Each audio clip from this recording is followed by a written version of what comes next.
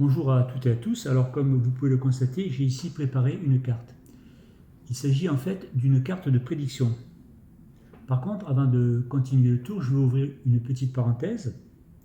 Lorsque dans quelques temps vous recevrez la vidéo explicative d'André Robert, vous allez constater qu'André Robert utilise comme carte de prédiction une carte avec une face blanche sur laquelle il a marqué le nom de la carte de prédiction.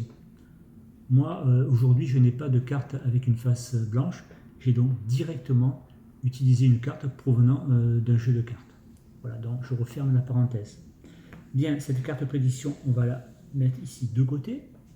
Je vais prendre maintenant un jeu de cartes, en l'occurrence un jeu de cartes bleues, ce qui permet de bien le différencier de la carte de prédiction.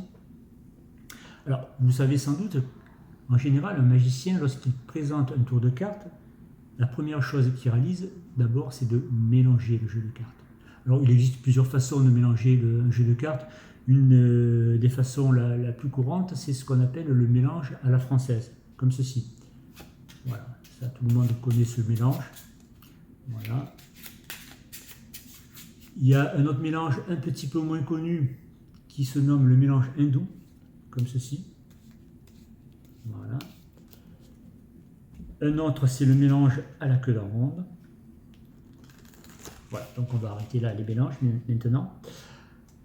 Alors, par contre, ce que fait ensuite un magicien lorsqu'il a fini de mélanger le jeu de cartes, c'est qu'il va couper. Alors là aussi, il y a plusieurs sortes de coupes. Il y a la coupe simple, comme ceci. Ensuite, il y a la coupe multiple, comme cela. Il y a la coupe un petit peu plus sophistiquée, comme ceci. Par contre, ce que ne fait pas en général un magicien, c'est de mélanger les cartes face en l'air. Mais c'est ce que je vais faire aujourd'hui. Comme ça, on va pouvoir vérifier que les cartes sont vraiment bien mélangées. Alors donc là aussi, il y a plusieurs méthodes.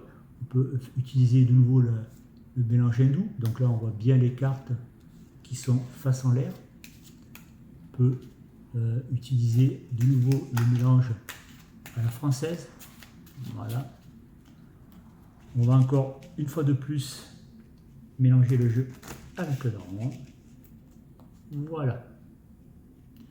Donc maintenant, on va étaler le jeu de cartes et je vais m'adresser à un spectateur et je vais lui demander d'insérer la carte de prédiction sans la regarder n'importe où dans le jeu.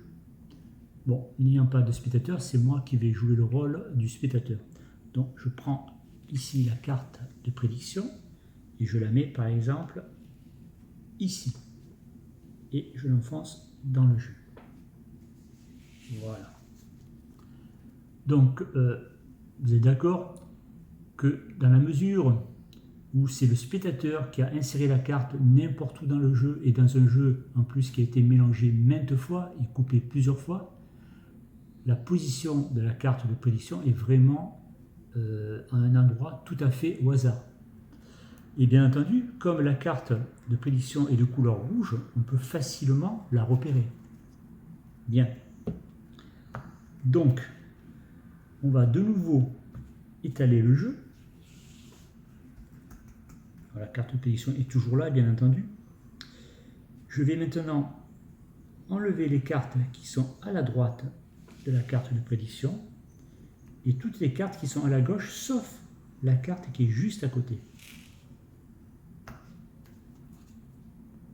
Voilà. Et pour la première fois, je vais maintenant révéler la carte de prédiction. Il s'agit du roi de cœur. Ce serait extraordinaire si la carte se trouvant juste à côté de la carte de prédiction, sachant que la carte de prédiction a été insérée par le spectateur tout à fait au hasard dans un jeu qui a été maintes fois mélangé, soit la même, à savoir le roi de cœur. Voilà, je vous remercie et je vous donne rendez-vous pour une prochaine vidéo d'André Robert.